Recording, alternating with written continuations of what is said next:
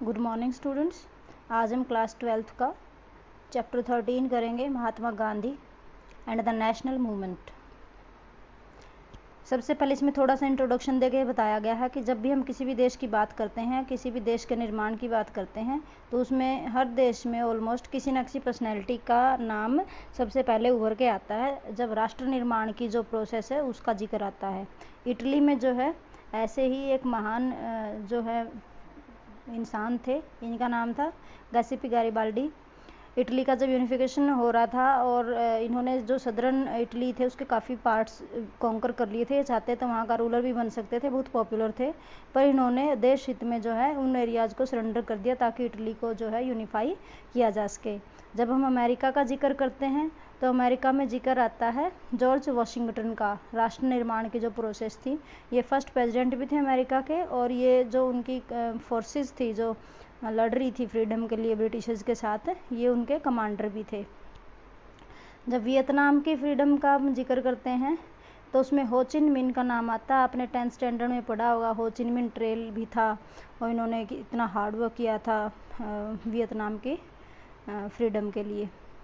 और इसी तरीके से जब हम इंडिया के नेशन मेकिंग का जब हम जिक्र करते हैं तो ज़्यादातर गांधी का ही नाम डिस्कस किया जाता है। वैसे तो मेरे हिसाब से सरदार वल्लभ भाई पटेल, नेताजी और काफ़ी सारे फ्रीडम फाइटर्स थे, पर आपकी बुक में ज़्यादा गांधी एरा करके दे रखा, तो इसलिए मैं गांधी का ही अभी बताऊंगी। जो बुक में लिख रखा है वही I have to tell you. Gandhi ji जो हैं वो सारे फ्रीडम फाइटर्स में सबसे ज़्यादा इन्फ्लुएंशियल पर्सनैलिटी थे। और जो है इस चैप्टर का जो पीरियड है जिसको हम डिस्कस कर रहे हैं वो है 1915 से लेके 48 का, और इसमें भी यहाँ पे गांधी का मेन रोल है क्योंकि 1915 में गांधी जी जो है साउथ अमेरिका से आए थे इंडिया में, और उन्होंने अपना यहाँ पे करियर स्टार्ट किया था नेशनल मूवमेंट में। और 1948 जो है इनकी डेथ ईयर है, तो जब इनकी डेथ होगी तो मतलब पूरा ये गांधीयन पीरियड करके आपकी बुक में इसमें डिस्क्राइब कर रखा है। इस चैप्टर में काफ़ी सारे सोर्सेज के बारे में भी हम पढ़ेंगे कि कहाँ से हमने जो है वो इन्फॉर्मेशन ली है, जिसमें ये गांधी का जो करियर है और गांधी ने जो मूवमेंट्स किए उनसे रिलेटेड जो भी इसमें बुक में लिखा है, तो हमने कौन से सोर्सेज को यूज़ किया एज इंफॉर्मेशन बेस। आगे पेज नंबर 347 पे अ लीडर अनाउंसिंग हिमसेल्फ, इसमें बताया गांधी जी आए 9 जनवरी 1915 को साउथ अफ्रीका से, और 9 जनवरी को हर साल इंडिया के अंदर प्रवासी भारतीय दिवस के रूप में भी मनाया जाता है, तो ये भी गांधी से एसोसिएटेड है। गांधी जी वहाँ गए थे 1893 में, और वो एज लॉयर गए थे। अब्दुल्ला एंड अब्दुल्ला फार्म थी कोई, वो उनको एक इंग्लिश ऐसे लॉयर की ज़रूरत थी जिसको इंग्लिश आती हो, तो वो उन्होंने इनको हायर किया था। पर वहाँ जाके जो साउथ अफ्रीका में इंडियन कम्युनिटी थी उसके साथ जो इनजस्टिस हो रहा था उसके लिए इन्होंने आवाज़ उठाई, और इनको उस डिस्क्रिमिनेशन का तब ज़्यादा एहसास हुआ था। आपने भी सुना होगा कि इनको जो है वो ट्रेन के डिब्बे से फेंक दिया गया था कि आप जो है वाइट लोगों के डिब्बे में क्यों बैठ गए थे। तो फिर उसके बाद इन्होंने काफ़ी जो है इसके लिए आवाज़ उठाई, और ये वहाँ जो इंडियन कम्युनिटी के लोग थे उनकी आवाज़ बन के उभरे। एक हिस्टोरियन है चंदन देवानसान, वो कहते हैं कि जो साउथ अफ्रीका है वही एक प्लेस है जिसको हम मेकिंग ऑफ महात्मा वाली प्रोसेस से एसोसिएट कर सकते हैं। मतलब गांधी जो है एक लॉयर से वहाँ पे महात्मा के रूप में उभर के आए, जिन्होंने कम्युनिटी के दुखों को समझा और आवाज़ उठाई। यहीं पे गांधी जी ने अपना सत्याग्रह का जो वेपन था उसको क्रिएट किया था, मतलब वो फिलोसफी डेवलप करी थी कि सत्याग्रह क्या होता है। यहीं पे इन्होंने जो है रिलीजियस हार्मनी का जो इनका प्रिंसिपल था उसको भी इन्होंने फैलाया, और यहाँ पे ही इन्होंने जो अपर कास्ट का जो डिस्क्रिमिनेटरी बिहेवियर होता था लोअर कास्ट की तरफ या वुमेन की तरफ, तो उसके लिए भी इन्होंने जो है उसको ऑल्टर करने की, उसको बदलने की कोशिश की। जब ये इंडिया में 1915 में आए तो 1893 के बाद तो अब इंडिया में बहुत कुछ बदल चुका था। पॉलिटिकल लेवल पे इंडिया बहुत ज़्यादा एक्टिव था, और इंडिया के अंदर जो कांग्रेस 1885 में क्रिएट करी गई थी, तो पहले उसका बिल्कुल भी बेस नहीं था, लेकिन अब जो है देश के मुख्य शहरों में जो है कांग्रेस की ब्रांचेस खुल चुकी थी, और स्वदेशी मूवमेंट हुआ था 1955 टू 1907 तक। जैसा कि आपको पता है कि जो लॉर्ड कर्जन थे, उन्होंने बंगाल को 2 पार्ट्स में डिवाइड कर दिया था रिलीजियस बेसिस पे, और फिर जो है लोगों ने इसका बहुत विरोध किया था और स्वदेशी और बॉयकट मूवमेंट चलाया था। तो उसकी वजह से भी कांग्रेस का जो बेस है वो ज़्यादा स्प्रेड हुआ था। इसमें जो बाल गंगाधर तिलक जी थे, उन्होंने काफ़ी बढ़ चढ़ के हिस्सा लिया था, वो कांग्रेस के असर्टिव लीडर्स में से एक थे। आगे इसमें 3 लीडर्स के बारे में बताया गया है जो कांग्रेस के असर्टिव लीडर्स में आते हैं। सबसे पहले मैं आपको ये बता दूं कि जो कांग्रेस थी, अर्ली कांग्रेस, उसको जो सारे लीडर्स थे उनको मॉडरेट लीडर्स माना जाता था। मॉडरेट का मतलब है इनके जो मेथड थे अंग्रेज़ों के खिलाफ यूज़ करने को, बिल्कुल ही मॉडरेट थे। दूसरी बात, इनकी अंग्रेज़ों के अंदर बहुत ही ज़्यादा विश्वास था, उनकी न्यायप्रियता के अंदर बहुत विश्वास था। इनका मानना था कि हम अंग्रेज़ों को जो है एप्लीकेशन वगैरह लिख के देंगे, उसी से इंडिया के अंदर चेंजेस आ जाएंगे। तो ये सालों से जो है अपील कर रहे थे अंग्रेज़ों को, एप्लीकेशंस और मेमोरेंडम्स भेज रहे थे, पर कुछ हुआ नहीं, लेकिन इनका विश्वास अब भी बना हुआ था। तो ये जो सबसे पहले 3 लीडर उभर के आए, बाल पाल, जिनको हम जानते हैं लाल बाल पाल के नाम से। लाल का मतलब है लाला लाजपत राय, बाल का मतलब है बाल गंगाधर तिलक, और पाल का मतलब है बिपिन चंद्र पाल। तो इन्होंने सबसे पहले ये बोला था कि हमें कुछ ना कुछ एक्शन लेना पड़ेगा अंग्रेज़ों के खिलाफ। अगर हमें इनसे मुक्ति चाहिए तो मिलिटेंट अपोजिशन हमें करनी पड़ेगी, मतलब कुछ बॉयकॉट करें, कुछ ना कुछ मूवमेंट चलाएं, कुछ एक्शन लें। मॉडरेट्स तो सिर्फ ऐसे मानते थे कि बस परसुएसिव सी अप्रोच को किसी ना किसी तरीके से ऐसे ही अंग्रेज जो है मान जाएंगे। गोपाल कृष्ण गोखले जो है बहुत बड़े एक मॉडरेट थे, जिनका नाम इसमें आता है, जिनको गांधी के पॉलिटिकल गुरु के रूप में भी जो है जाना जाता है, और इनको जिन्ना के पॉलिटिकल गुरु के रूप में भी जाना जाता है। जिन्ना वो है जो पाकिस्तान की क्रिएशन के लिए जिसको सबसे ज़्यादा रिस्पॉन्सिबल माना जाता है। ये जिन्ना की फ़ोटो है। और जिन्ना भी गुजरात से थे, गांधी भी गुजरात से थे। जिन्ना भी लंदन में पढ़ के आए थे, गांधी भी लंदन में पढ़ के आए थे, और दोनों का पॉलिटिकल गुरु भी जो है गोपाल कृष्ण गोखले था। तो ये इनके अंदर कुछ सिमिलरिटीज़ इसमें बताई गई हैं। गोपाल कृष्ण गोखले का जो है गांधी के जीवन पे बहुत ज़्यादा प्रभाव था। गोपाल कृष्ण गोखले जी के कहने से गांधी ने जो है 1 साल तक घूम घूम के पूरे इंडिया के अंदर जो है टूर किया था। गांधी जी की जो फर्स्ट अपीयरेंस थी वो बनारस हिंदू विश्वविद्यालय की ओपनिंग सेरेमनी में हुई थी, जो कि फरवरी 1916 में थी। मतलब तक वो इंडिया के अंदर घूम रहे थे एक जगह से दूसरी जगह पे। यहाँ पे काफ़ी सारे इस मीटिंग के अंदर काफ़ी सारे जो ओपनिंग सेरेमनी थी, इसके अंदर काफ़ी सारे फिलेंथ्रोपिस्ट भी थे। फिलेंथ्रोपिस्ट होते हैं जो सोशल वर्कर्स जो समाज की भलाई के लिए काम करने में विश्वास रखते हों। तो इन लोगों ने, इनमें काफ़ी सारे जमींदार्स थे, लैंडलॉर्ड्स थे, या कुछ पढ़े लिखे वेल एजुकेटेड रिच लोग थे, और उन्होंने काफ़ी डोनेशन वगैरह दी थी बनारस हिंदू यूनिवर्सिटी के बनाने के लिए। मदन मोहन मालवीय जी का नाम भी काफ़ी इससे जुड़ा माना जाता है कि उनके ही एफर्ट से जो है ये बनारस हिंदू यूनिवर्सिटी जो है उभर के बन के आई थी। जो बनारस हिंदू विश्वविद्यालय है, बनारस का ही नाम वाराणसी है और इसी का नाम काशी है, तो ये आपको याद रखना चाहिए। इसमें काफ़ी सारे कांग्रेस लीडर भी यहाँ पे प्रेजेंट थे, जिनमें से एक थी एनी बेसेंट। एनी बेसेंट एक आयरिश लेडी थी, जिन्होंने इंडिया के जो फ्रीडम स्ट्रगल था उसमें काफ़ी ज़्यादा जो है पार्टिसिपेट किया था। बाल गंगाधर तिलक जी के साथ मिलकर इन्होंने होम रूल लीग भी चलाई थी, और काफ़ी अच्छे एफर्ट्स किए थे। पर जब गांधी जी 1915 में आ गए थे तो उसके बाद से इनके कुछ शायद विचार नहीं मिले गांधी जी से, और फिर जो है इन्होंने अपना कदम पीछे हटा लिया था। और जब ये जो बनारस हिंदू विश्वविद्यालय की जो ओपनिंग सेरेमनी थी, यहाँ पे गांधी जी तब तक अननोन ही थे लोगों के लिए, उनको कोई ज़्यादा जानता नहीं था। बस उनको इसलिए बुला लिया था कि इन्होंने जो साउथ अफ्रीका में इंडियंस के लिए जो एफर्ट्स किए थे, तो उस बेसिस पे सोचा इनको भी बुला लेते हैं, इनवाइट कर लेते हैं। तो गांधी जी की जब वहाँ पे बोलने की बारी आई इस यूनिवर्सिटी की ओपनिंग सेरेमनी में, तो उनका जो स्पीच था वो ऐसा नहीं था कि वो एक सेल्फ एप्रिसिएशन वाली टोन अपनाएं या देश की तारीफ़ करें या इन अमीर लोगों की तारीफ़ करें। उल्टा इन्होंने जो है, जो अमीर लोग वहाँ पे बैठे थे, लैंडलॉर्ड्स वगैरह, उन्होंने ज्वेलरी वगैरह पहन रखी थी और अच्छे अच्छे महंगे कपड़े पहन रखे थे। तो इन्होंने सीधा सीधा उसका कॉन्ट्रास्ट करना स्टार्ट कर दिया गरीब लोगों के साथ। इन्होंने बोला इंडिया के लिए तब तक कोई सल्वेशन, कोई मुक्ति नहीं है जब तक आप लोग ये अपने शरीर की, अपने तन के ऊपर जो ज्वेलरी और महंगे कपड़े पहन रखे हैं इसको आप उतार नहीं देते अपने देश के लोगों के हित के लिए। उन्होंने ये भी बोला कि इंडिया के अंदर कोई भी सेल्फ गवर्नमेंट की स्पिरिट नहीं हो सकती जब तक जो है हम पीजेंट्स के बारे में नहीं सोचेंगे और पीजेंट्स के हार्ड वर्क का जो है उनको 100% हम उनको बेनिफिट नहीं देंगे।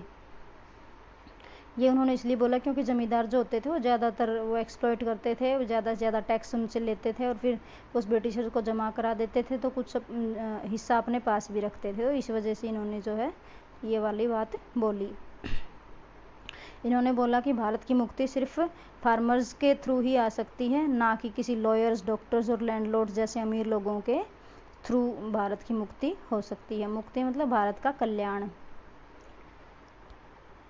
जो बनारस हिंदू विश्वविद्यालय की जो ओपनिंग था तो वो एक सेलिब्रेशन का ओकेजन, लेकिन इन्होंने उसको कम्प्लीटली जो है टर्न कर दिया, एक क्रिटिसिज्म टाइप का जो स्पीच इन्होंने दिया था।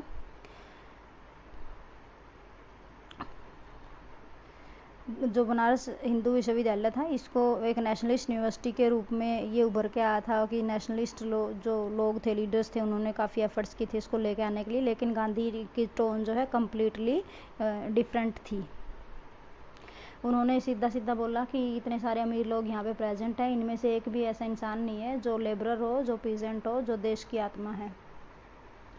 अगर हम गांधी जी के स्पीच को देखें तो ये एक तरीके इसके दो हम पहलू देख सकते हैं। सबसे पहला तो ये है कि एक फैक्ट स्टेटमेंट थी। फैक्ट का मतलब ये भी एक फैक्ट था कि जो इंडियन नेशनलिज्म था उस टाइम, जो इंडियन नेशनल मूवमेंट चल रहा था कांग्रेस के थ्रू, उसमें सिर्फ एलिट्स ही थे, सिर्फ अमीर लोग, वेल एजुकेटेड लोग, बड़े घरों के लोग थे। कोई भी जो है पीजेंट्स और लेबरर्स जो हैं उससे एसोसिएटेड नहीं थे। इसमें सारे लॉयर्स, डॉक्टर्स, लैंडलॉर्ड्स और ये सब भरे पड़े थे, प्रोफेसर्स एट्सेट्रा। दूसरे लेवल पे अगर हम इसको देखें तो ये गांधी जी की एक डिज़ायर भी उन्होंने एक्सप्रेस करी थी कि जो देश के जो आम आदमी हैं, जो फार्मर्स, लेबरर्स हैं, उनको भी जो है इसके साथ एसोसिएट किया जाए, इसके साथ लिंक किया जाए और जो है इसमें भागीदार, नेशनल मूवमेंट के अंदर उनको भागीदार बनाया जाए। आगे पेज नंबर 349 पे है। और गांधी जी की जो डिज़ायर थी कि उनको इस नेशनल मूवमेंट से जोड़ा जाए वो पूरी हुई जब उनको दिसंबर 1916 में एक लखनऊ के अंदर कांग्रेस का सेशन चल रहा था, तो वहाँ पे एक चंपारण से एक फार्मर इनके पास गया और बोला कि हम वहाँ पे इंडिगो प्लांटर्स जो हैं हमारे साथ बहुत ज़्यादा अत्याचार कर रहे हैं, तो आप कृपा करके आएँ और हमें हमारी मदद करें, रास्ता दिखाएं। तो गांधी जी को अब एक मौका मिल गया कि वो जो अपनी फ़िलोसफी थी कि आम आदमी को नेशनल मूवमेंट से जोड़ा जाए, तो वहाँ जाके इन्होंने क्रिया रूप इसको दिया। आगे इसमें दे रखा है making and unmaking of non cooperation, 2 point डाल के। इसमें बताया कि गांधी की जो 1917 वाली ईयर थी वो चंपारण में ही जो है ज़्यादातर गुजरी। वहाँ पे इन्होंने जो वर्कर्स के लिए, जो पीजेंट्स के लिए काफ़ी ज़्यादा एफर्ट्स किए, तो पूरा साल वहाँ पे इनका लग गया था। I was looking for Gandhi's photo.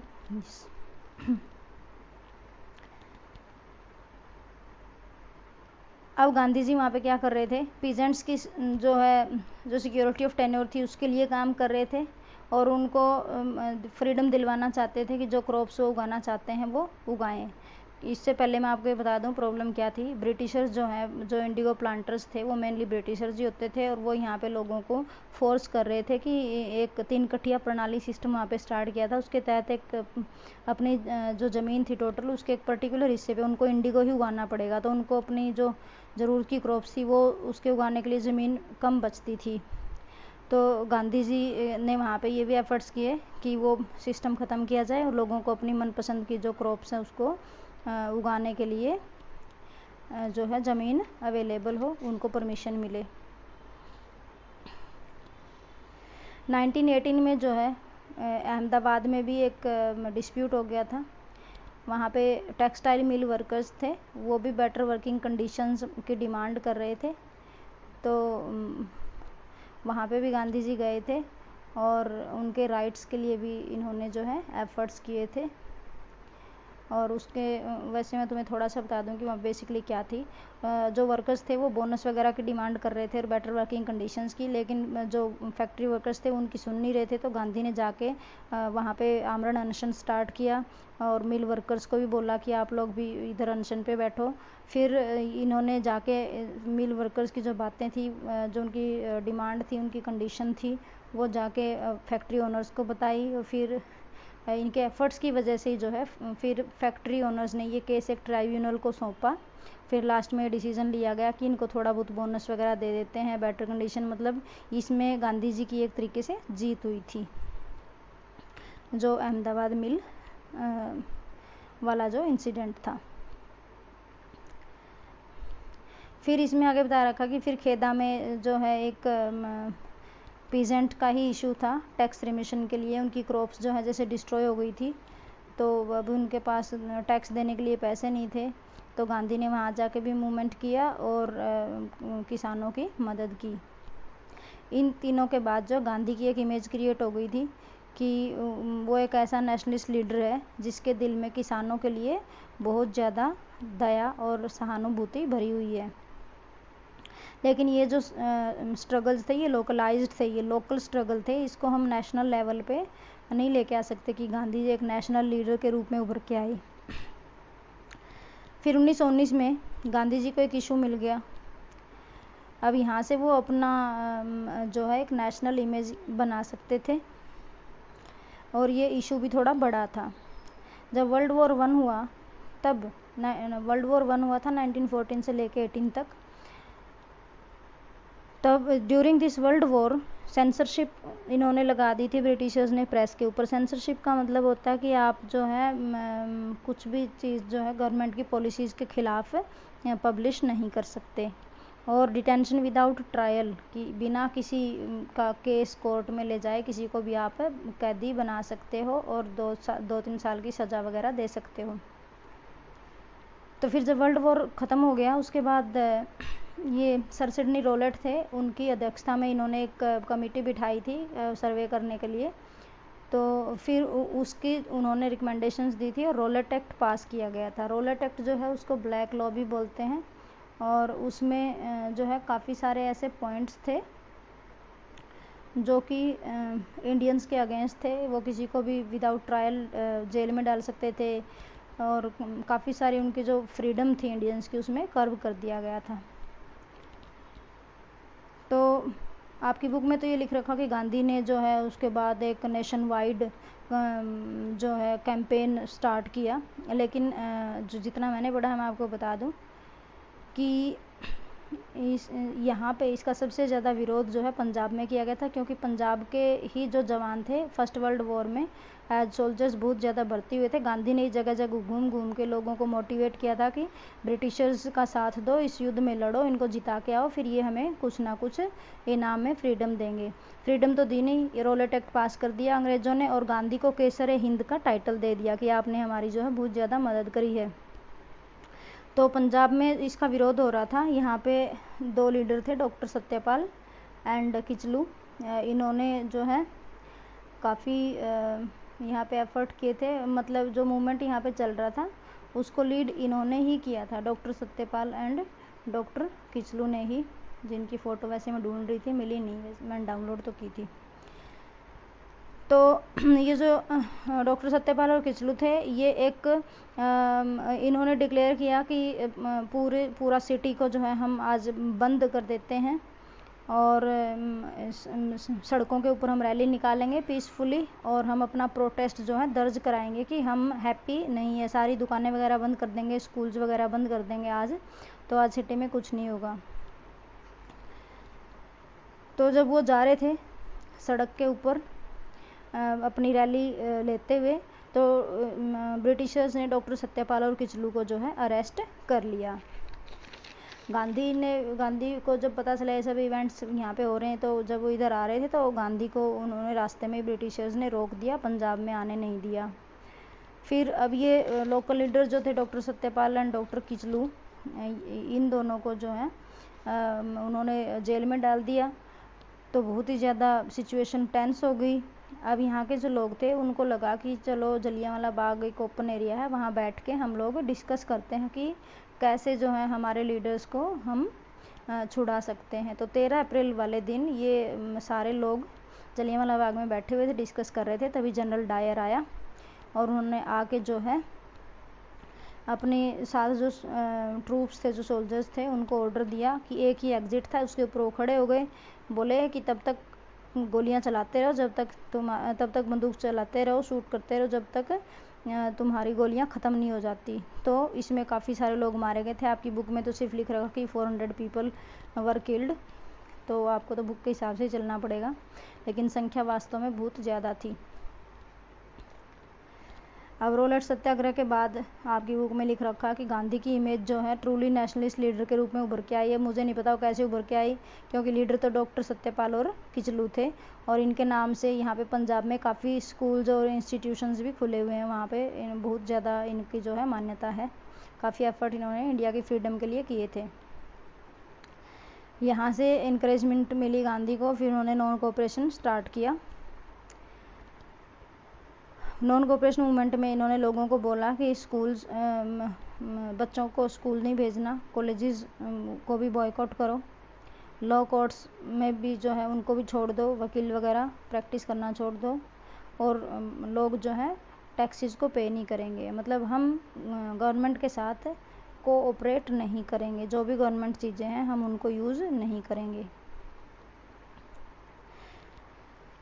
और जितने भी आपकी स्वैच्छिक जो गवर्नमेंट के साथ एसोसिएशन है, वॉलंटरी एसोसिएशन है, उसको आप ब्रेक कर दोगे, अंग्रेज़ों के साथ आप कोई संबंध नहीं रखोगे। गांधी ने बोला कि अगर इस मूवमेंट में आप मेरा पूरा साथ देते हो तो मैं विदिन 1 ईयर आपको जो है स्वराज दिला दूंगा। बाद में ऐसा माना जाता है कि ये एक फेक प्रॉमिस था और गांधी ने बहुत बड़ी गलती की थी ऐसा प्रॉमिस करके।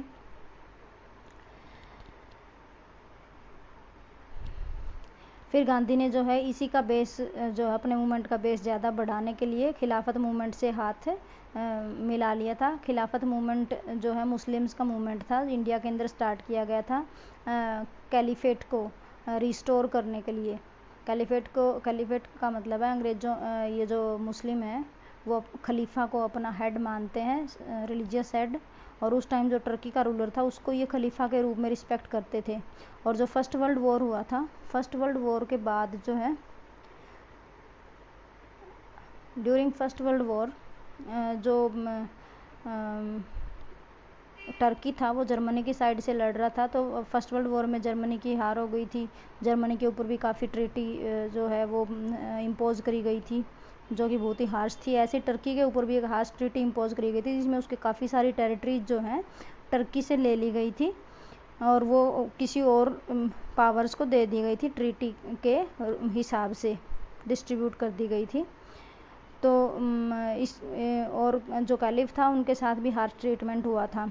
तो सारे जो मुस्लिम्स थे ओवरऑल वर्ल्ड, उनको वो अच्छा नहीं लगा था कि जो खलीफा है वो हमारा लीडर है, तो he should be treated with respect. और जो हमारी जो एरियाज़ हैं जिनको हम पवित्र मानते हैं, Arabia, Syria, Iraq and Palestine, तो ये तो कम से कम कैलिफ के ही अंडर रहने चाहिए। तो इंडिया के अंदर 2 ब्रदर्स थे जिनको अली ब्रदर्स के नाम से जाना जाता है। वैसे उनका सेपरेट नाम था मोहम्मद अली एंड शौकत अली। तो ये भी गांधी जी के साथ इन्होंने कोऑपरेट किया और खिलाफत मूवमेंट और नॉन कोऑपरेशन मूवमेंट को मिला के इन्होंने आगे बढ़ाया।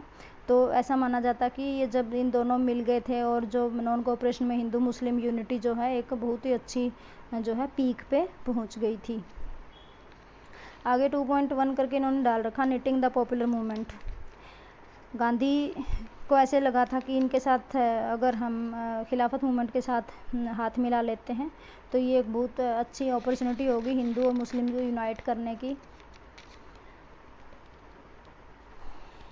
और कुछ हद तक अगर हम इसको देखें तो ये सच भी साबित हुआ था, इसने हिंदू और मुस्लिम्स की यूनिटी बढ़ा दी थी। आज से पहले इतनी ज़्यादा यूनिटी ऐसा माना जाता है कि रिवोल्ट ऑफ 1857 में ही देखी गई थी, तो इतने सालों तक उसके बाद इतनी ज़्यादा यूनिटी नहीं मिली थी हिंदू मुस्लिम्स के बीच में। स्टूडेंट्स ने जो है स्कूल में जाना, कॉलेजेस में जाना बंद कर दिया था। लॉयर्स ने जो कोर्ट्स थे उनको बॉयकॉट कर दिया था, और जो वर्कर्स वगैरह होते थे उन्होंने भी स्ट्राइक कर दी थी और वो काम पे नहीं जाते थे। इसमें एग्जांपल्स दे रखे हैं आपकी बुक में कि 396 स्ट्राइक्स हुई थी, हड़ताल हुई थी 1921 में, जिसमें 6 लाख वर्कर्स ने जो है भाग लिया था और 70 लाख वर्किंग डेज की जो है लॉस हुई थी टोटल, अगर उसको हम काउंट करते हैं तो। जो विलेजेस थे वो वाले एरियाज़ भी जो हैं असंतुष्ट थे, तो वहाँ पे भी जो है काफ़ी ये देखने को मिला। जो हिल्स में रहते थे जो ट्राइबल पीपल नॉर्दर्न आंध्रा के अंदर, तो उन्होंने भी फॉरेस्ट लॉज को तोड़ा। जैसे कि आपने पढ़ा होगा 9th-10th में कि फॉरेस्ट लॉज अंग्रेज़ों ने पास किए थे, तो ट्राइबल पीपल को उनमें एंट्री वगैरह की इजाज़त नहीं होती थी। तो नॉन कोऑपरेशन को देखते हुए उन्होंने भी सोचा कि हम भी जो है ये रूल तोड़ते हैं, और फॉरेस्ट में एंट्री उन्होंने कर दी थी। अवध में जो फार्मर्स थे उन्होंने टैक्स देना बंद कर दिया नॉन कोऑपरेशन मूवमेंट के तहत। जो कुमायूं के पीजेंट्स थे उन्होंने भी मना कर दिया कि हम जो कॉलोनियल ऑफिसर्स हैं उनके लिए कोई भी बोझ नहीं ढोएंगे। और ये जो मूवमेंट्स थे अलग अलग जगह पे जो इन्होंने एक्शन लिए थे, कई बार जो है ये जो नेशनलिस्ट लीडरशिप थी उसके इंस्ट्रक्शंस को ये फॉलो भी नहीं करते थे, और मतलब ये नॉन वायलेंस को फॉलो भी नहीं करते थे इतना ज़्यादा। कभी कभार रूल्स को तोड़ देते थे जो कि लीडर्स ने बनाए थे मूवमेंट के दौरान। जो पीजेंट्स थे, वर्कर्स थे और बाकी के जो लोग थे, उन्होंने नॉन कोऑपरेशन मूवमेंट को कुछ अपने ही तरीके से इंटरप्रेट कर लिया था। जो उन्होंने इस तरीके से इंटरप्रेट किया जो सबसे ज़्यादा उनको सूट करेगा, उनके इंटरेस्ट को सूट कर रहा है, बस उन्होंने नॉन कोऑपरेशन का मीनिंग वो ही निकाल लिया था। और उन्होंने जो है जो इंस्ट्रक्शंस आ रहे थे बड़ी लीडरशिप से उसको फॉलो भी नहीं किया था। लुइस फिशर हैं, इन्होंने गांधी की एक बायोग्राफी लिखी है। उन्होंने बोला है कि non cooperation became the name of an epoch, मतलब एपोक होता है एक युग, जो नॉन कोऑपरेशन है एक युग के रूप में जो है उभर के आया इंडिया के अंदर। उन्होंने ये भी बोला कि non cooperation was negative enough to be peaceful but positive enough to be effective, मतलब ये बहुत ज़्यादा इफेक्टिव था। इसके अंदर 3 जो है मेन पॉइंट थे नॉन कोऑपरेशन के अंदर लुइस फिशर के हिसाब से। पहला था डिनायल, मतलब आप उन डिसोबे करोगे ब्रिटिशर्स को। दूसरा था रिनंसिएशन, आप जो टाइटल्स वगैरह ले रखे हैं, जैसे गांधी को केसरे हिंद मिला हुआ था, उन्होंने इसको रिनाउंस कर दिया। टैगोर जी थे, उनको नाइटहुड का टाइटल मिला हुआ था, उन्होंने वो रिनाउंस कर दिया, त्याग दिया। तो और इसका तीसरा पॉइंट था सेल्फ डिसिप्लिन, आपको डिसिप्लिन में रहना है, नॉन वायलेंस को फॉलो करना है। अगर ब्रिटिशर्स आपको पीटें या उकसाएं तो भी आपने हिस्सा का प्रयोग नहीं करना, ये सेल्फ डिसिप्लिन का हिस्सा था। पेज नंबर 351 पे दे रखा है, it was training for self rule, कि आप अगर ब्रिटिशर्स आपको छोड़ के चले जाते हैं तो फिर आप अपने आप को कैसे रूल करोगे, तो उसकी ये एक ट्रेनिंग है, आपको किस तरीके से डिसिप्लिन में रहना है और किस तरीके से जो है रूल्स को फॉलो करना है। जो नॉन कोऑपरेशन मूवमेंट था उसने अंग्रेज़ों की जो है फाउंडेशन को हिला दिया था, ऐसा माना जाता है।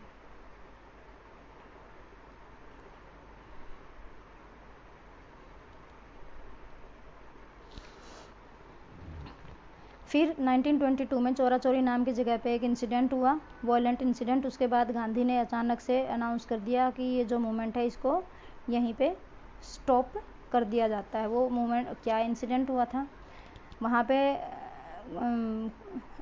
कुछ किसी ने भड़का दिया था एक भीड़ को, तो उस गुस्साई भीड़ ने जो है पुलिस चौकी पे अटैक कर दिया था और उसको जला दिया था। तो वहाँ पे काफ़ी कांस्टेबल जो है आग में जल के मर गए थे। तो इस वजह से गांधी ने जो है मूवमेंट को कॉल ऑफ कर दिया, मतलब उसको वहीं पे स्टॉप कर दिया, हॉल्ट कर दिया। और गांधी ने बोला कि तुम कह रहे हो कि तुम लोगों को जो किसी ने प्रोवोक किया, भड़काया, तो गांधी ने बोला कि ऐसा कोई भी प्रोवोकेशन नहीं है। जो आपने जो जो कांस्टेबल्स का जो ब्रूटल मर्डर कर दिया, इनको आग में जला के मार दिया, आप उसका जो है उसको जस्टिफाई नहीं कर सकते किसी भी तरीके की प्रोवोकेशन की बात कह के, मतलब उनको बिल्कुल भी पसंद नहीं आया। कि लोगों ने किसी के भड़काने पे वायलेंस का यूज़ किया।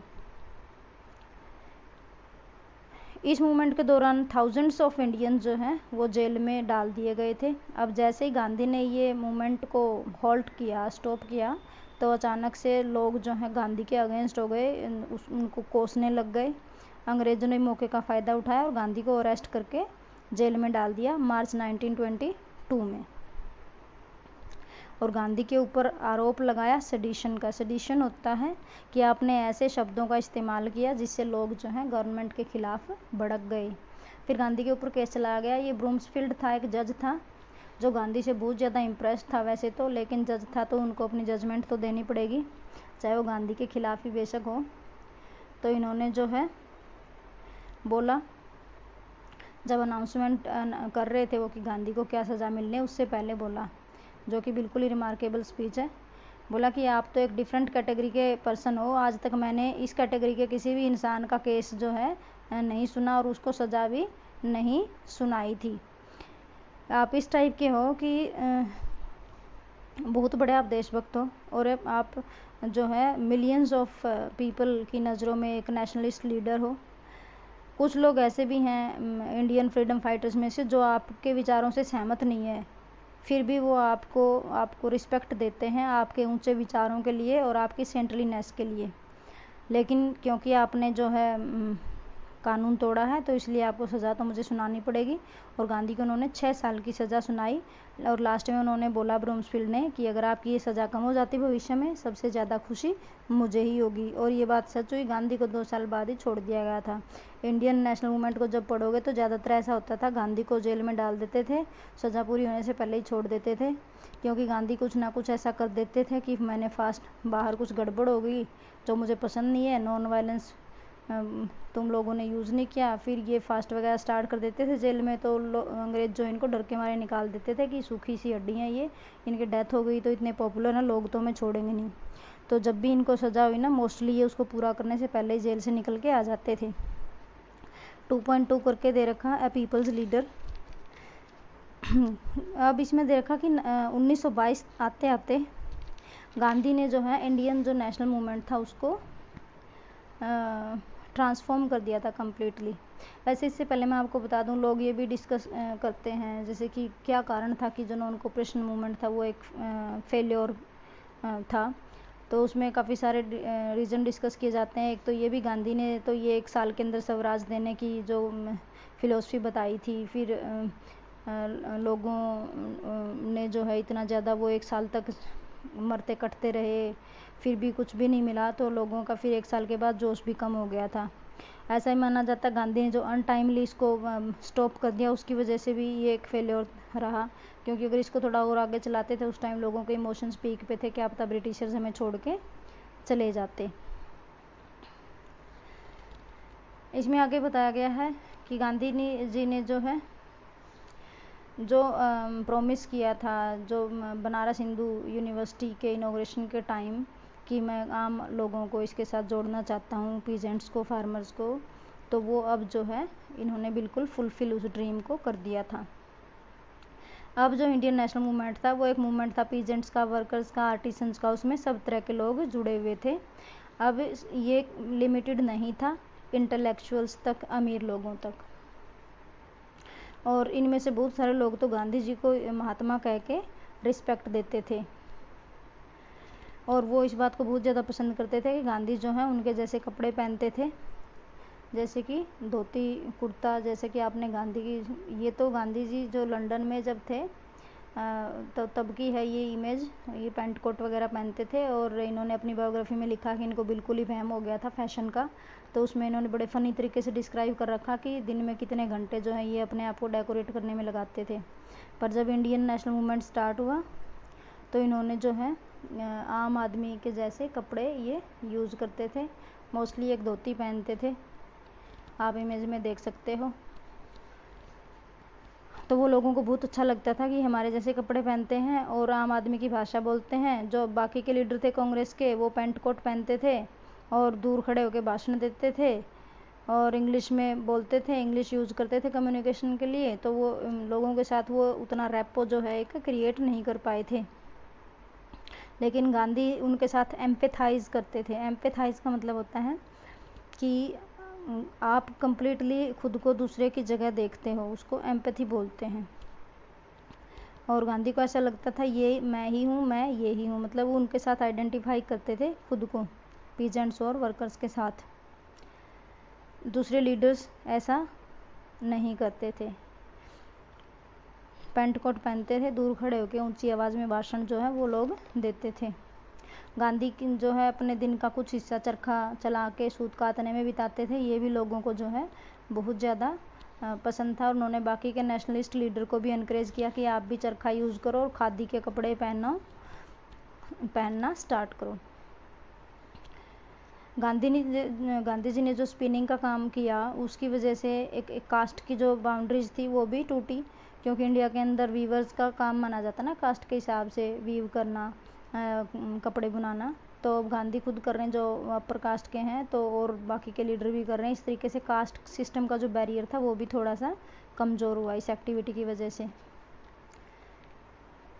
और इसने जो है मेंटल लेबर और मैनुअल लेबर के बीच में जो बाउंड्रीज थी उसको भी ब्रेक किया।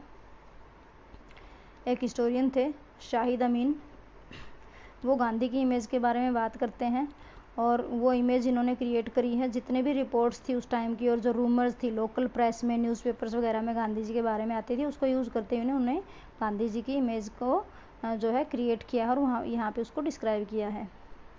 इसमें बता रखा कि गांधी ने जब ईस्टर्न यूपी विज़िट किया था फरवरी 1921 में, तो गांधी जी को इतने भीड़ ने जो है बहुत ही ज़्यादा मतलब रिस्पेक्ट के साथ रिसीव किया था और इतना ज़्यादा प्यार जो है गांधी के प्रति दिखाया था।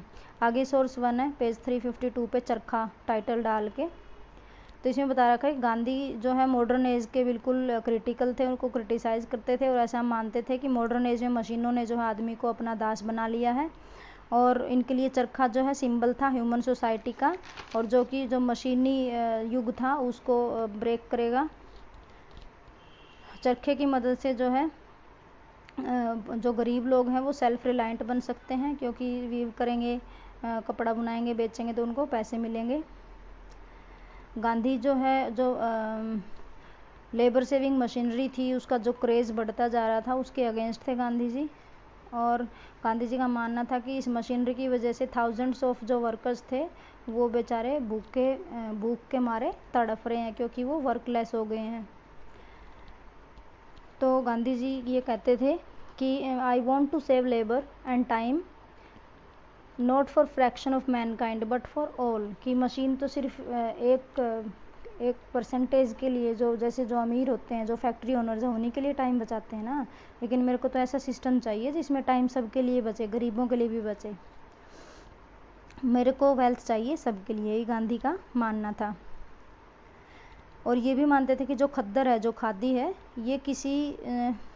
ये कभी भी ऐसा नहीं सोचते कि हम जो है पूरी मशीनरी को डिस्ट्रॉय करें। अगर इसको हम रेगुलर तरीके से हम यूज़ करते हैं तो बस ये जो इर्रेगुलर ग्रोथ है उसको स्टॉप करेगी। जो जैसे एक ही सेक्शन जो है सोसाइटी का, जैसे फैक्ट्री ओनर्स हैं वो ही अमीर होते जाएं, तो लेकिन अगर हम खादी पहनते हैं और चरखे वगैरह यूज़ करते हैं तो वो सबको जो है इक्वल ग्रोथ मिलेगी उससे। और चरखा इटसेल्फ इज़ ए मशीनरी, और हम चरखा यूज़ करते हैं तो वो होगा हम मशीनरी को यूज़ कर रहे हैं किसी गरीब इंसान के बेनिफिट के लिए।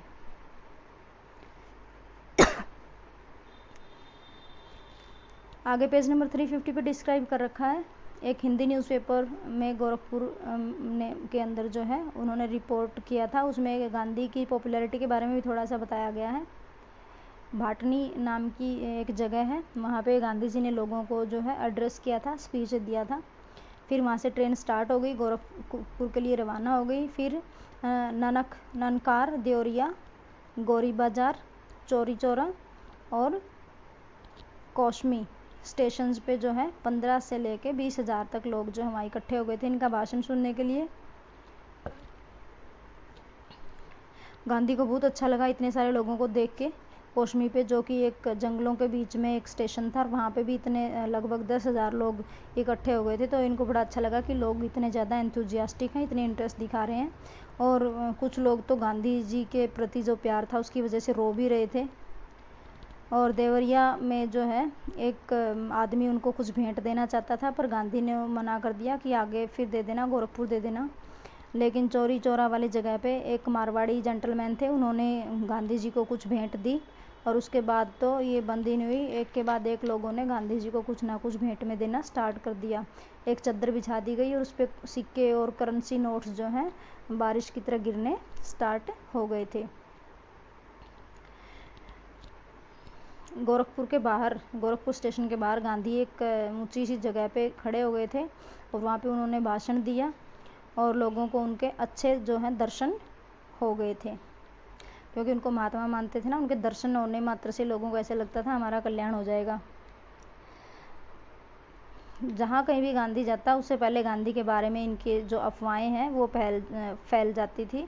कैसी अफवाहें कि इनके अंदर मिरेक्युलस पावर्स हैं, ये कुछ चमत्कार कर सकते हैं, चमत्कारिक शक्तियाँ हैं गांधी के अंदर। ऐसी अफवाहें जो हैं हर जगह पहुँच जाती थी गांधी के जाने से पहले ही। कुछ जगहों पे तो ऐसा माना जाता था कि गांधी को जो है किंग ने ही भेजा है, और हम लोगों की जो प्रॉब्लम्स को दूर करने के लिए, दुखों को दूर करने के लिए। और वो ये भी सोचते थे कि गांधी के अंदर पावर है, वो लोकल ऑफिशियल्स हैं उनको भी जो है ओवर रूल कर सकते हैं। कुछ जगहों पे ये भी क्लेम किया गया था कि गांधी बहुत ही ज़्यादा सुपीरियर है, इंग्लैंड का जो मोनार्क है उससे भी ज़्यादा सुपीरियर, इंग्लैंड के रूलर से भी ज़्यादा सुपीरियर है, इनके पास उनसे भी ज़्यादा पावर्स हैं, अथॉरिटी है। और जैसे ही गांधी कहीं पे भी जाएंगे तो इनको लगता था वहाँ से ब्रिटिशर्स जो हैं उड़न छू हो जाएंगे। ये लोगों के भावनाएं थी। और ऐसी भी स्टोरीज फैली हुई थी, मतलब अफवाहें फैली हुई थी कि अगर गांधी को कोई अपोज करता है तो उसको बहुत ही बुरे जो है कुछ ना कुछ भोगना पड़ेगा। ये भी रूमर फैली हुई थी कि किस तरीके से जो है लोगों के घरों में उन्होंने देखा कि जब जिन्होंने गांधी को अपोज किया, किसी की क्रॉप फेल हो गई और किसी के जो है घर के टुकड़े टुकड़े हो गए। इस तरीके की अफवाहें भी फैली हुई थी कि गांधी को हमने अपोज नहीं करना, अपोज करेंगे तो हमारे ऊपर कुछ ना कुछ बैड लक जो है गिर जाएगा और कुछ ना कुछ बुरा हो जाएगा। गांधी के लिए जो टाइटल यूज़ करते थे वो दे रखा है इसमें रिस्पेक्ट के। गांधी को गांधी बाबा बोलते थे, गांधी महाराज बोलते थे और महात्मा बोलते थे। पीजेंट्स के लिए वो एक मसीहा के रूप में अपीयर हुए। उनको लगता था कि ये मसीहा हैं जो आए हैं, हमें जो टैक्स पे करना पड़ता है, जो ऑफिशियल्स हैं जो हमें इतना ओप्रेस करते हैं, उन सब से मुक्ति जो है गांधी हमें दिलाएंगे। और गांधी जो है हमारी डिग्निटी जो है, हमारा सम्मान जो है, हमारी अथॉरिटी है, उसको वापस इस्टेब्लिश करेंगे। जो गरीब लोग थे उनको इतना ज़्यादा अपील क्यों, गांधी जी इतना ज़्यादा अच्छे क्यों लगते थे, उसका कारण था गांधी जी का जो असेटिक लाइफस्टाइल था, जो संतों के जैसा लाइफस्टाइल था, धोती पहनना और लोगों की भाषा में बात करना और उनसे इतनी ज़्यादा सहानुभूति दिखाना। तो उस वजह से लोग जो है गांधी का बहुत ज़्यादा रिस्पेक्ट करने लग गए और इतने ज़्यादा अट्रैक्ट जो है गांधी के प्रति हो जाते थे। और ख़ास तौर से धोती और चरखा के जो सिंबल थे, जो इन्होंने पूरी विजडम के साथ यूज़ किए थे, जो इनको लोगों के साथ एसोसिएट कर देंगे।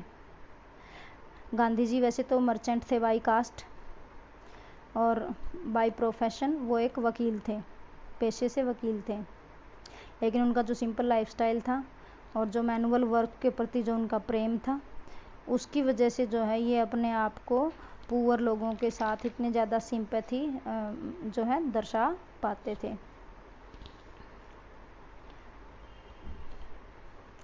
मोस्ट ऑफ द लीडर्स, जो कांग्रेसी लीडर थे, दूर खड़े होकर भाषण देते थे, लेकिन गांधी जो है लोगों से खुद को रिलेट करते थे। यही बात जो है लोगों को बहुत ज़्यादा अच्छी लगती थी। सोर्स 2 दे रखा है ये आगे, the miraculous and the unbelievable. इसमें गांधी के बारे में इन्होंने बता रखा कि किस तरीके से रूमर फैली हुई थी। एक बार ये रूमर फैली थी कि जो भी गांधी जी की पावर को टेस्ट करना चाहता है वो कर सकता है, उन्होंने जिसने भी करी उनको सरप्राइज़ मिला। सिकंदर साहू नाम के एक आदमी थे, एक गाँव से, बस्ती डिस्ट्रिक्ट में था वो गाँव। उन्होंने बोला कि वो गांधी जी के ऊपर पूरा विश्वास करेंगे अगर उनका जो कड़ाहा है जिसमें वो गन्ने का रस उबल रहा है, अगर वो 2 टुकड़ों में टूट जाए तो। और ऐसा माना जाता है कि तुरंत जो है उनका कड़ाहा 2 टुकड़ों में टूट गया। तो फिर ऐसी घटना हुई तो ऑफ कोर्स गांधी के बारे में और भी ज़्यादा फिर रूमर स्प्रेड होंगी कि वो तो बिल्कुल ही संत है, भगवान का रूप है। एक दूसरा एग्जाम्पल दे रखा है कि एक किसान था आजमगढ़ में, उन्होंने बोला कि मैं गांधी का विश्वास कर लूँगा अगर मैंने जो सिस्मम मैंने बीज बोए हैं वो सिस्मम की बजाय गेहूं की क्रॉप के रूप में अगले दिन फूट के खेत में निकले। तो अगले दिन जो उसने तिल बोए थे, सिस्मम तिल होता है, तिल के बीज जो उसने अपने खेत में बोए थे उनकी जगह गेहूं की फसल उगाई। ये रूमर्स हैं और ये न्यूज़पेपर्स वगैरह में भी छपी थी, तो इसलिए तुम्हारी बुक में दे रखी है कि ये दिखाने के लिए कि गांधी को कितना मतलब एक करिश्मेदार व्यक्तित्व के रूप में लोग मानते थे। पेज 354 पे सोर्स 2 आगे कंटिन्यूड है। इसमें दे रखा था कि ऐसे भी रूमर्स थे कि जिस किसी ने गांधी को अपोज किया तो उसी के घर में कुछ ना कुछ ट्रेजेडी हो गई। जिसका एग्जाम्पल ये है, एक आदमी था गोरखपुर में, उन्होंने क्वेश्चन किया कि क्या ज़रूरत है, ये जब देखो चरखा चरखा करते रहते हैं गांधी जी, तो ऐसा माना जाता है उनके घर में आग लग गई।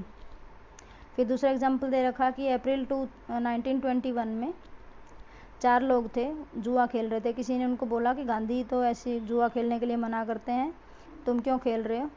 तो उनमें से एक आदमी ने जो है गांधी को अब्यूज़ करना स्टार्ट कर दिया। तो अगले ही दिन जो है उसकी एक बकरी को उसी के 4 कुत्ते जो हैं खा गए।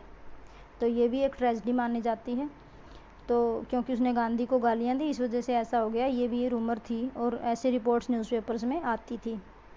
एक विलेज था गोरखपुर में, वहाँ पे लोगों ने जो है रिजॉल्व किया गांधी जी की बातें सुन के कि हम जो है शराब पीना छोड़ देंगे।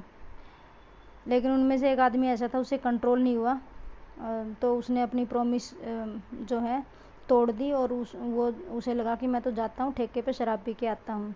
तो जैसे ही वो शराब की दुकान की तरफ जाने लग गया तो रास्ते में जो है उसके ऊपर ईंटें वगैरह की बारिश होने लग गई, ईंट पत्थर और वो सब डंडे। फिर उसने गांधी जी का नाम लिया तो फटाक से जो है वो जो बारिश हो रही थी ईंट पत्थरों की वो बंद हो गई। ये भी एक रूमर थी उनके बारे में, उस टाइम की जो न्यूज़पेपर्स वगैरह में रिपोर्ट हुई थी। इसमें कोई डाउट नहीं है कि गांधी जी की जो अपील थी लोगों में वो बिल्कुल जेन्युइन थी, ओरिजिनल थी और इनका कोई प्रेसिडेंट नहीं था इसमें, मतलब उनका कोई प्रेडिसेसर नहीं था। आज से पहले मतलब ऐसा कोई लीडर नहीं था जिसके अंदर गांधी जितना जो है करिश्माई जिसका व्यक्तित्व हो और जिसको लोगों ने इतना ज़्यादा पसंद भी किया हो। लेकिन हमें मानना पड़ेगा कि जो इन्होंने कांग्रेस का जो बेस चौड़ा किया, स्प्रेड किया, लोग आम आदमी को इससे जोड़ा, उसके पीछे केयरफुल प्लानिंग थी। इन्होंने अच्छे तरीके से, वेल प्लान्ड तरीके से सोच साच के स्टेप्स लिए थे। सबसे पहले कांग्रेस की ब्रांचेज इन्होंने खोली जगह जगह पे, अलग अलग हिस्सों में देश के, और जो स्टेट्स थे उनमें इन्होंने प्रजामंडल खोले। ये भी एक तरीके की कांग्रेस की ब्रांच होती थी और वो उधर नेशनलिस्ट के जो नेशनलिज्म के आइडियाज़ थे उसको स्प्रेड करती थी। गांधी जी ने इनकरेज किया लोगों को कि मदर टंग को यूज़ करो और जो नेशनलिस्ट लीडर थे उनको भी बोला कि आप अपना जो भी मैसेज देना होता है उसके लिए मदर टंग ही यूज़ करोगे, ना कि इंग्लिश। प्रोविंशियल जो कमिटीज़ थी कांग्रेस की वो लिंग्विस्टिक रीजन्स के हिसाब से जो है उन्होंने फॉर्म करी, ना कि जो ब्रिटिशर्स की जो बाउंड्रीज थी उसके हिसाब से। मतलब किसी एरिया में पंजाबी लोग लैंग्वेज बोलने वाले हैं तो वहाँ पे एक कमेटी बना दी, किसी एरिया में हरियाणवी बोलने वाले वहाँ पे कमेटी बना दी। ऐसा नहीं है कि पंजाब और हरियाणा जैसे ब्रिटिशर्स के हिसाब से एक ही थे, तो इन्होंने उन बाउंड्रीज़ को फॉलो नहीं किया अपनी कमेटी बनाने के लिए। इन्होंने लैंग्वेज को एक बाउंड्री के रूप में यूज़ किया कि यहाँ की एक ब्रांच हो गई तो दूसरी लैंग्वेज के जो लोग हैं ये यहाँ पे एक ब्रांच बना देते हैं ताकि अच्छे से जो है इनके आइडियाज़ एक दूसरे के साथ ये कम्युनिकेट कर पाएँ। इस तरीके से जो है जो नेशनलिज्म था उसको गांव-गांव तक, घर-घर तक पहुंचा दिया गया। तो ये सारे स्टेप्स थे इन्होंने जो सोच समझ के उठाए थे कांग्रेस का बेस बढ़ाने के लिए। अब तक जो है, अब से पहले जो बिजनेसमैन थे, प्रॉस्परस इंडस्ट्रियलिस्ट थे या जो डॉक्टर्स, लॉयर, इंजीनियर्स थे वो इनके फॉलोवर्स थे। लेकिन अब जो हैं जो बिजनेसमैन थे जैसे टाटा बिरला जैसे और बजाज जैसे, वो भी गांधी जी को सपोर्ट करने लग गए थे। अब तक इन्होंने भी रियलाइज़ कर लिया था, बिजनेसमैन वगैरह ने भी, कि अगर हम देश आज़ाद हो जाता है तो हमें भी जो है ब्रिटिशर्स ट्रेडर्स को जो स्पेशल राइट्स मिलते हैं तो वो नहीं मिलेंगे उनको, तो उससे हमें ट्रेड में काफ़ी फ़ायदा होगा। जो जीडी बिरला थे उन्होंने नेशनल मूवमेंट को सपोर्ट किया, ओपनली सपोर्ट करने का मतलब है काफ़ी सारा पैसा दिया कि जो क्रिएटिव वर्क होते थे मूवमेंट्स के दौरान, जैसे चरखे बांटना या देसी स्कूल खुलवाना, तो उस सब के लिए इन्होंने पैसा वगैरह देते थे ये लोग। कुछ ऐसे भी इंडस्ट्रीज थे जो इनडायरेक्टली सपोर्ट करते थे, लेकिन जीडी बिरला ने ओपनली सपोर्ट किया था। तो अब हम देखते हैं कि जो जितने भी रिच थे और गरीब थे वो सब गांधी जी के फैन बन चुके थे। गांधी जी का जो रोल था वो बहुत ही ज़्यादा इम्पोर्टेंट था इंडियन नेशनलिज्म की ग्रोथ के लिए, और इनके जो फॉलोवर्स हैं उन्होंने भी काफ़ी जो है नेशनलिज्म में कंट्रीब्यूट किया था।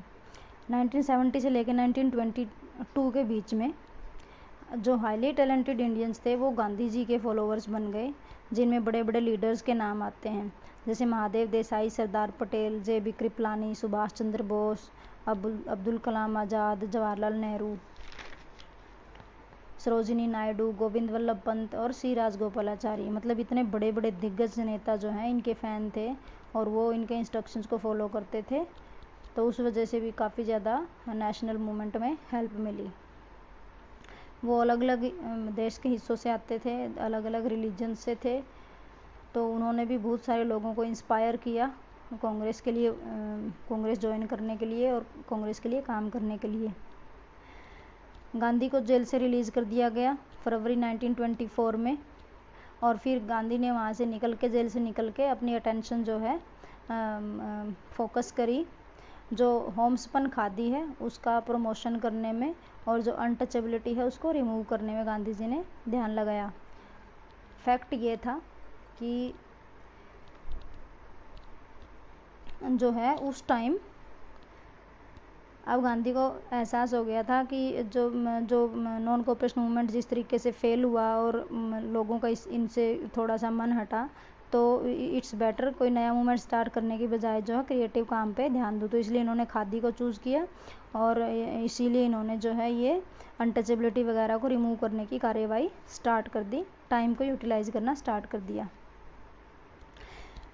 जितने गांधी जी पॉलिटिशियन थे वो उतने ही सोशल रिफॉर्मर भी थे,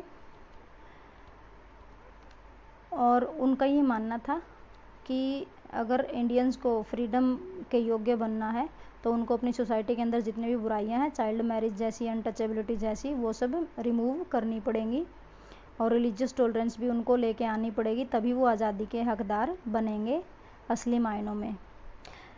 इकोनॉमिक फ्रंट पे भी अगर हम देखते हैं तो उनको बहुत सेल्फ रिलायंट बनना सीखना पड़ेगा, चरखे का यूज़ करना उनको स्टार्ट करना पड़ेगा। तो इसलिए उन्होंने बोला कि खादी पहना करो और मशीन मेड क्लोथ्स को मत यूज़ करो और चरखा यूज़ करो और अपने आप को सेल्फ रिलायंट बनाओ। Thank you. बाकी नेक्स्ट पार्ट में करेंगे। द सॉल्ट सत्याग्रह से स्टार्ट होगा आपका next part. Bye, have a good day.